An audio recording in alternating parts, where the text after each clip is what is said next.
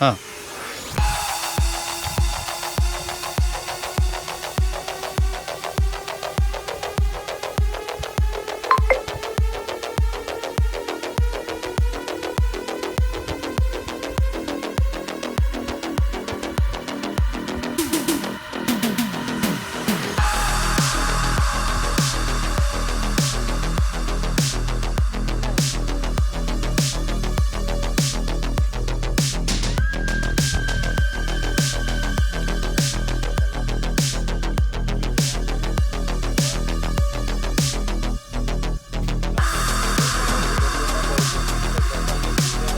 शेतकऱ्यांना न्याय मिळालाच पाहिजे. शेतकऱ्यांना न्याय मिळालाच पाहिजे. शेतकऱ्यांना न्याय मिळालाच पाहिजे. या सरकारचं करायचं काय? खाली डोकं वरती पाय. या सरकारचं करायचं काय? खाली डोकं वरती पाय.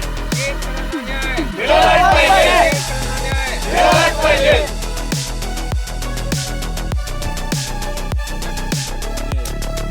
नाही बरोबर आहे ना.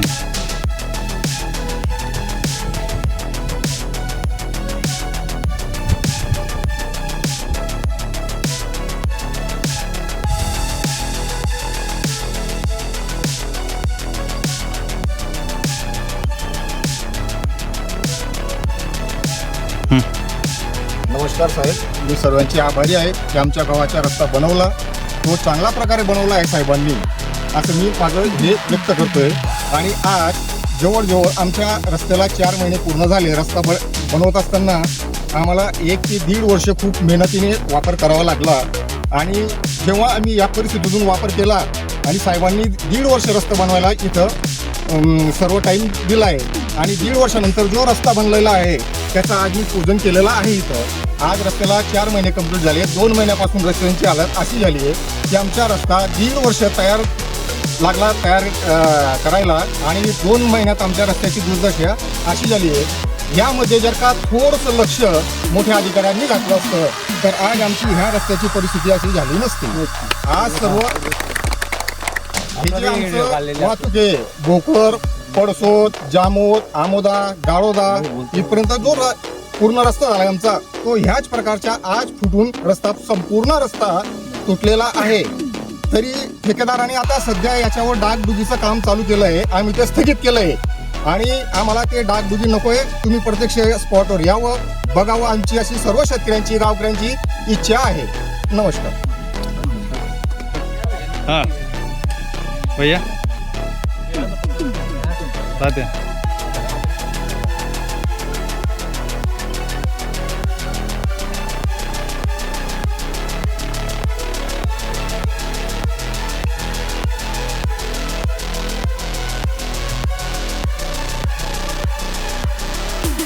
जळगाव ग्रामीण विधानसभा मतदारसंघातील तमाम जनतेला मी प्राध्यापक भाऊसाहेब सोनवणे, शिवसेना उपजिल्हा प्रमुख उद्धव बाळासाहेब ठाकरे, जळगाव ग्रामीण, आपल्या सगळ्यांना मानाचा माझा जय महाराष्ट्र.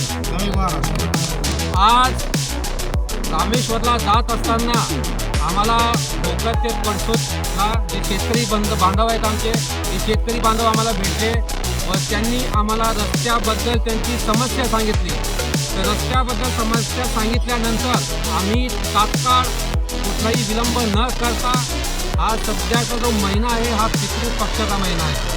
त्या निमित्तानं हा भोकर ते पडसोद रस्ता, पडसोद ते जामोद, जामोद ते गाळोदा, गाळोदा ते आमोदा हा जो रस्ता आहे महाराष्ट्र शासनाने मुख्यमंत्री ग्राम सडक योजनेअंतर्गत मंजूर केलेला आहे. आणि हा रस्ता मंजूर करत असताना ह्या रस्त्याची लांबी 11.93 किलोमीटर आहे आणि या रस्त्याला जे अर्थसहाय्य आहे 818.32 लाख 818.32 लाख खर्च ह्या रस्त्याला आलेला आहे. आणि ह्या रस्त्याची तुम्ही जर क्वालिटी बघणार, आपले जे शेतकरी बांधव आहे तुम्हाला क्वालिटी दाखवणार. हे बघा आपल्या रस्त्याची क्वालिटी कशी आहे. म्हणजे जे रस्ता बनवला आहे हाताने तुमचं डांबर निघतंय, सगळं निघतंय. त्या संदर्भामध्ये आज आम्ही या महाराष्ट्र शासनाचं, महायुती सरकारचं आम्ही वर्षश्राद्ध केलेलं आहे. वर्षश्राद्ध याच्यासाठी केलेलं आहे कारण की आपण वर्षश्राद्ध मेलेल्या माणसासाठी करतो, जे पूर्वज असतात आपण त्यांच्यासाठी करतो. आणि या नालायक सरकारला लाज वाटायला पाहिजे. हा 818.32 लाखाचा रस्ता 818.32 लाखाचा रस्ता फक्त बनवून 4 महिने झाले आणि 4 महिन्यामध्ये ह्या रस्त्याची अशी अवस्था आहे. म्हणून महाराष्ट्र सरकार कसं काय, तुम्ही काही तुमच्या घरातून इथे पैसे देत नाही आहात. हे जे सर्वसामान्य शेतकरी इथे बसलेले आहेत, सर्वसामान्य शेतकरी, सर्वसामान्य जनता, या जनतेच्या टॅक्स मधून जो निधी जमा होतो त्या निधीच्या अंतर्गत तुम्ही विकास निधीवर खर्च करता आणि तुमचा विकास असा विकास तुमचा आहे. हा विकास, अरे तुम्हाला लाज वाटायला पाहिजे. तुम्ही तात्काळ राजीनामे द्यायला पाहिजे. मला धिक्कार आहे या सरकारचा. मला पालकमंत्री महोदयांना सांगायचं, मला त्यांच्यावर टीका करायची नाही, पण पालकमंत्री महोदय, हा जळगाव ग्रामीण विधानसभा आपला मतदारसंघ आहे आणि आपल्या मतदारसंघामध्ये आपल्या रस्त्याची अशी दुर्दशा आहे. मग तुम्ही कोणत्या तोंडाने लोकांना तोंड दाखवणार? या येणाऱ्या विधानसभामध्ये आपल्याला जनता धडा शिकवल्याशिवाय राहणार नाही. तर एकमेव कारण आपणच आहे. कारण की जर आपण व्यवस्थित लक्ष घातलं असतं तर इथे उत्तम क्वालिटीचा रस्ता तयार झालेला असता आणि तिथे ठेकेदाराला दोष देऊन सुद्धा फायदा नाही. त्याचं कारण असं आहे, कारण की जे काही मस्तवाल अधिकारी जळगावला बसलेले आहेत, जे कार्यकारी अभियंता असतील, नाबार्डचे असतील, मुख्यमंत्री ग्राम सडक योजनेअंतर्गतचे जे अधिकारी असतील, त्या अधिकाऱ्यांना काही कमिशन घेतलंय का तुम्ही काही कमिशन घेतलंय का, हे जनतेला सांगावं व विनाकारण शेतकऱ्यांना वेगळी करण्याचं काम करू नये. जेणेकरून भविष्यामध्ये जे शेतकऱ्यांनी इथे माल लावलेला आहे, केळी लावलेली आहे, कापूस लावलेला आहे, सोयाबीन लावलेला आहे, पावसामध्ये त्यांच्या मालची वाहतूक करण्यासाठी शेतकऱ्यांना जी शेतमजुरी असते तो वाहतूक खर्च जास्त द्यावा लागतो.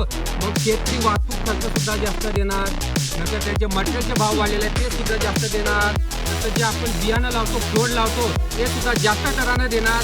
आणि हे सर्व असताना केळीचा भाव असेल, कापसाचा भाव असेल, सोयाबीनचा भाव असेल, कवडी मोल भावानं तुम्ही तो माल किंमत खरेदी करणार आणि शेतकऱ्यांच्या हाताला काय शेतकऱ्यांच्या हाताला काय, तर ही अशी अवस्था म्हणजे शेतकऱ्यांनी भीक मागायची.